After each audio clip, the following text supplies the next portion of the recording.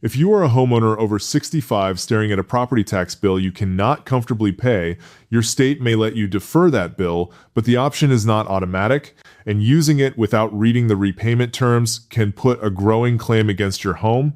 Just as a 72-year-old Texas homeowner sits at his kitchen table holding a $4,800 property tax bill beside his fixed Social Security check and wonders whether he has to sell. If you value clear guidance on senior money and benefits, please subscribe. It genuinely helps me keep reading the fine print and turning it into steps you can use at your own kitchen table. Picture a 72-year-old Texas homeowner, call him Raymond. He is a composite, an example of what this decision can look like. His laptop is open to a real estate listing page. Beside it sits that $4,800 property tax bill, close enough to touch the Social Security deposit statement underneath. Raymond starts calculating what he could cut. Groceries, electricity, a repair he has already delayed, the numbers still refuse to fit. Then a harder thought lands. Maybe he has to put the house up for sale. Raymond has done nothing wrong. He paid the mortgage, he kept the home insured, he filed the paperwork he knew about, but Texas may offer an eligible older owner of a residence homestead another path. To reach it, Raymond must find the rule, request the correct affidavit, and file it himself. The named form nobody sends is the doorway. Nobody collecting his property taxes is required to call and suggest that he postpone payment. That is the gap I want you to see. Being allowed to claim relief and actually receiving it are two different things. A county can process the bill exactly as required while the deferral affidavit remains untouched in a drawer or buried on a website. The intention behind the rule may be good. The system simply is not built to walk over to Raymond's kitchen table, close the real estate page, and point to the form. My name is Walter Hayes. I have spent more than 15 years reading program fine print for families. I sell nothing, and I do not work for the government. I read the rules so you do not have to fight through pages of legal language before you know which office to call and what question to ask. And this option is not limited to one kind of homeowner. It may help someone whose Social Security check barely covers the monthly bills. It may also help a house-rich retiree facing a temporary income squeeze after a large repair, a family emergency, or another sudden cost already on the table. The value of the home does not tell you how much cash is available to pay a tax bill this month. Now for the honest part. There is no nationwide rule allowing every homeowner to stop paying property taxes when they turn 65.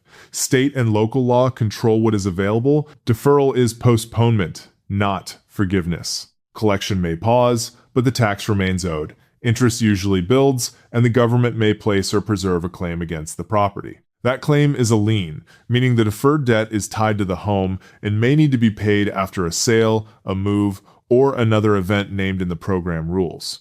Do not count yourself out at your own kitchen table. Let the written eligibility rules decide whether you qualify. Your age may matter, but it is only one line on the page. A program may also look at your state, county, income, home equity, ownership history, insurance, and whether you actually live in the property. Some programs begin before 65. Others require you to meet a specific age by a certain date. An assumption made over coffee can cost you an option that a completed application would have settled. Your first job is to identify the programs that apply to your address. Take out your latest property tax bill and circle the name of the county office printed on it. That is your first call. Depending on where you live, it may be the county assessor, appraisal district, or tax collector. Ask that office about local relief attached to your home and your status as an older owner. Then open the official website for your state revenue agency and check for a state property tax deferral. Make both checks because an exemption and a deferral do different jobs. An exemption can reduce the taxable value or tax due under local rules. A deferral postpones collection of an amount you still owe.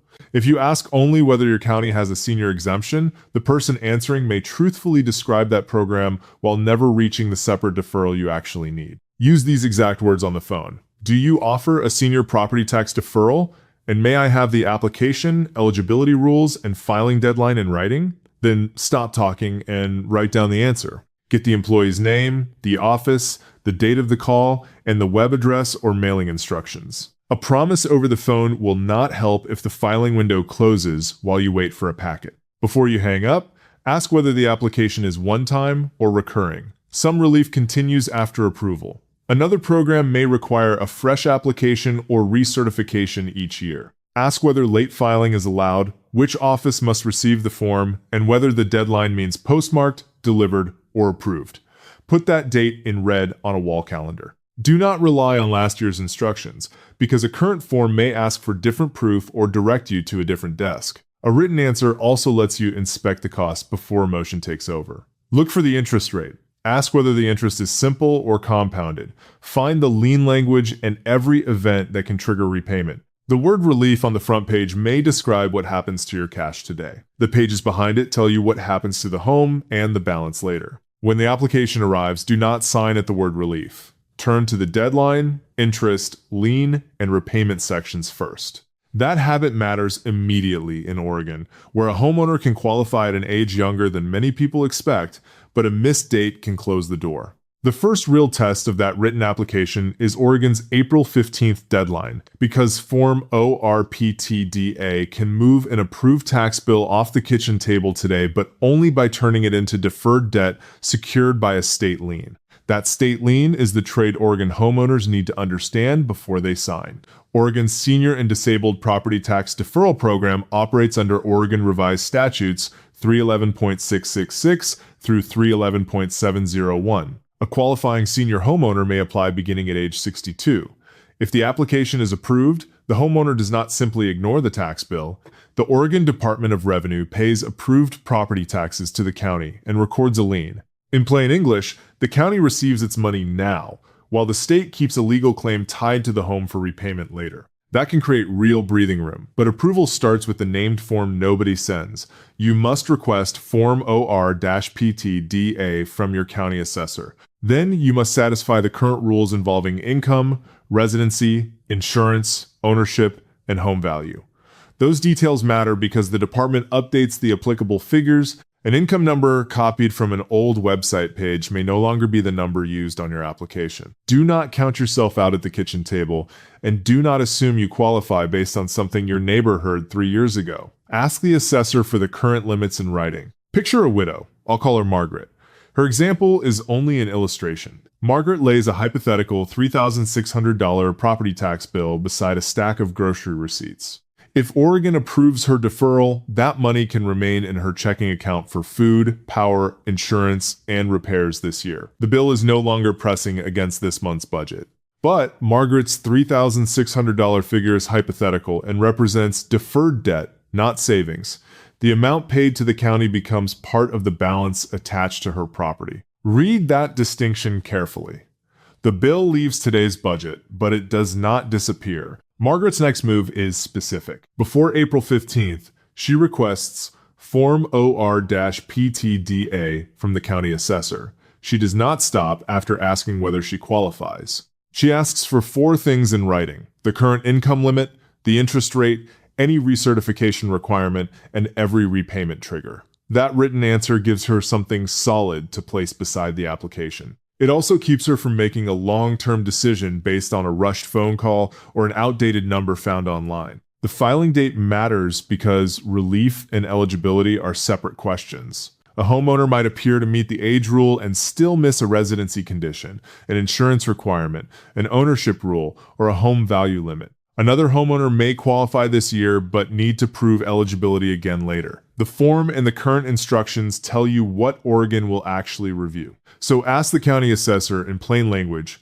may I have Form OR-PTDA, the current eligibility rules, and the April 15th filing instructions in writing. Then read every page before you sign. Once you know how to enter the program, look immediately for the exit. This is where a useful cash flow tool can become a painful surprise. A sale may require repayment. Moving out may change qualifying occupancy. A refinance may affect the lien or require a payoff discussion. Death may start a deadline for a surviving spouse or heirs. Even a change in who owns the home can matter. The exact result depends on the written program terms and the household's facts, which is why the last page of the application may be more important than the first. Before you sign, ask one uncomfortable question. What exact event makes this balance due? Do not accept an answer like later or when the house changes hands. Ask the agency to identify each trigger and explain what happens next. If the home is sold, when must the balance be paid? If you move into another residence, does the deferral end immediately? If you refinance, does the new lender have to approve the existing lien?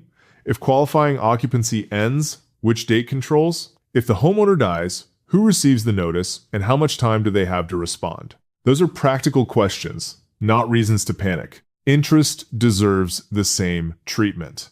I am not giving you an Oregon rate here because you need the current rate directly from the program.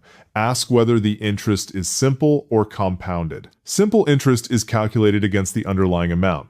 Compounded interest can add interest on top of earlier interest. That difference grows with time. Request written projections showing the estimated balance after 1 year, 5 years, and 10 years. Put those 3 pages across the kitchen table. Now you can see the cost of keeping today's tax money available instead of guessing what the lien may become. Then, protect everyone else connected to the home. Ask whether a surviving spouse may continue the deferral and what conditions that spouse would need to meet. Ask how the lien could reduce an inheritance. Ask when heirs would have to contact the state, submit documents, sell the property, or arrange repayment. A son or daughter should not discover the balance while sorting mail after a funeral. Share the written projections with your family or a qualified advisor, while the homeowner can still explain the choice and the reason behind it. This does not make a deferral automatically good or automatically bad. It makes it a decision. Compare the relief in your current living budget with the balance that may accumulate. Look at the repayment triggers beside your plans for the house. If you expect to remain there, that matters. If you may sell or refinance soon, that matters too. Do not reject useful relief merely because the word lien sounds frightening, and do not sign merely because removing a bill from the counter feels good. Let the written terms do the talking. Oregon shows how a state can pay approved taxes to a county while converting that payment into deferred debt secured by a lien. Texas uses a different mechanism. There, the decisive step begins with a named affidavit filed for a resident's homestead. That document matters to Raymond because his $4,800 bill is still sitting beside his Social Security check, and partial relief may not give him enough room to cover the rest of the year. If postponing only part of a bill would not solve your problem, stay with Raymond. The Texas affidavit may address the entire eligible resident's homestead bill. Raymond's decision now rests on one named document, the Texas Tax Code Section 33.06 Residence Homestead Deferral Affidavit. It may postpone his entire eligible $4,800 bill, but the postponed amount carries 5% annual interest, and the protection has a precise 181-day endpoint after he no longer owns and occupies the home. That document creates a legal pause. Under Texas Tax Code Section 33.06, an eligible person, age 65 or older, may file a deferral affidavit for taxes on a resident's homestead. The affidavit goes to the county appraisal district or tax office handling the property. Once it is properly filed, the qualifying homeowner may postpone collection while continuing to own and occupy that home. That word postpone matters. The tax does not disappear. The county does not tear up the bill. The unpaid amount becomes deferred debt secured by a lien against the property. Think of the lien as a legal claim attached to the house. It stays there until the balance is paid through a later payoff, sale, estate settlement, or another repayment event under the rule. But the immediate effect can be enormous for someone staring at a fixed monthly check. Raymond has his $4,800 bill beside his Social Security deposit. On the other side of the kitchen table sit grocery, utility, and insurance envelopes. Before he writes a check or assumes he must put the house up for sale, there is one fact he needs to hear. This is the one I told you to stay for, because Texas may let an eligible homeowner postpone the entire resident's homestead bill. With a valid Section 33.06 filing, Raymond's hypothetical eligible $4,800 bill could remain available for current living costs this year. That can keep the lights on, buy groceries, cover insurance, and give him breathing room without forcing an immediate sale. That is the promise proved. Some homeowners after 65 really may defer eligible property taxes. But watch what happens to the same $4,800. It becomes secured debt carrying statutory interest. It is available to Raymond now because collection is postponed, not because the county forgave it. That distinction belongs in the middle of the kitchen table, where nobody can miss it. The statutory rate is 5% annually. On a $4,800 deferred balance, 5% is $240 for 1 year before considering any additional eligible taxes or other amounts that may become part of the account. Raymond needs the county's written calculation because the exact balance depends on what is deferred, when it is deferred, and when it is repaid. The protection also has an endpoint. It generally ends on the 181st day after the person no longer owns and occupies the home. In spoken terms, that is the 181st day after the qualifying owner stops meeting both parts of the rule. A sale matters. A move matters.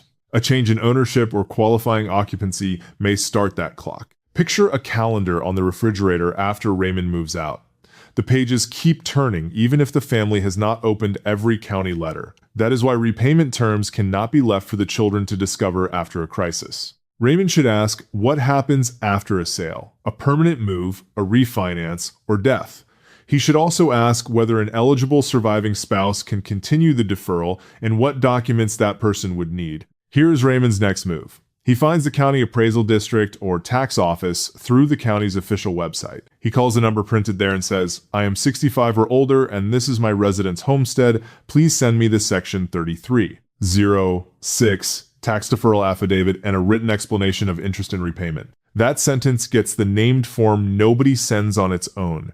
Raymond should request the affidavit, the filing instructions, and the county's explanation of every repayment trigger. He should ask whether any signature must be notarized, where the completed document goes, and how the office confirms that it has been accepted. A copy in a kitchen drawer is not proof of filing. He needs written confirmation from the proper office. Then he pauses before signing. Relief today can still be the right choice, even when it creates a future balance. The point is to compare both sides with clear numbers. How much cash stays in Raymond's account now? How much interest may attach over 1 year, 5 years, or 10 years? What event makes the county demand payment? Those answers turn a frightening bill into a decision he can actually evaluate. Keep the state examples separate. For Raymond in Texas, the immediate current year cash flow effect could be the eligible $4,800. He does not surrender now. For Margaret in the separate Oregon illustration, the amount redirected toward current needs was a hypothetical $3,600. Neither amount is forgiven, neither is free money. Each sits under its own state program, with its own application, limits, lien, interest terms, and repayment rules. Raymond can now replace the assumption that he must sell with a written option. He can place that option beside the tax bill and weigh the cost with his family. Maybe deferral gives him the room he needs. Maybe the long-term balance makes another path better. Either way, he is no longer guessing, while an unopened form sits behind a county counter. Do not leave this as something you merely learned. Put these 5 steps beside your property tax bill this week. First, confirm that the county record correctly lists the property as your residence homestead. Use the official appraisal district record and ask the office to explain any mismatch in writing. Second, request the senior deferral form by its exact name. In Texas, ask for the section 33.06 tax deferral affidavit. In another state, ask the assessor, tax collector, or state revenue agency for the official senior property tax deferral application. Third, obtain the filing deadline, interest method, and payoff triggers in writing. Ask whether interest is simple or compounded. Ask what happens after a move, sale, refinance, change in ownership, loss of qualifying occupancy, or death. Fourth, request a future balance projection. Ask the office to show what the deferred amount may look like after 1 year, 5 years, and 10 years. Put those pages beside your household budget rather than relying on a quick phone estimate. Fifth, review the lien with your family or a qualified advisor. If an adult child expects to inherit the home, that person should understand that the deferred balance may reduce what remains after repayment. This conversation may feel uncomfortable. A county demand arriving during a move or estate settlement feels worse. One more warning. Property tax relief gives scammers an easy story to use. Someone may claim you must pay an application fee immediately, move money to a special account, or provide bank details before the county can protect your home. Do not follow instructions from an unexpected call, text, email, or letter until you independently confirm the sender. If an unsolicited caller asks for a fee or your bank details, stop and hang up. You go to the county through its official website. Type the address yourself or use a trusted government directory. Then call the published number. You initiate the contact. You control what information leaves your hands. Raymond began with a $4,800 bill beside his Social Security check and one frightening assumption. Pay it now or sell. The affidavit gives him another path, but it also gives him a debt, a lien, and a future payoff to examine. He can now make that choice with the rule, the rate, and the endpoint written in front of him. Raymond did not know the option existed. Now you do. This is general education, not personal legal, tax, or financial advice. Rules vary by state, county, income, ownership, occupancy, and personal circumstances. Verify your situation with the relevant agency or a qualified professional. Knowing the named form turns silent eligibility into a decision you control. If this could help someone you love, send it to one older homeowner who may never receive an official notice. You may be the only person who puts the right name of the form on their kitchen table.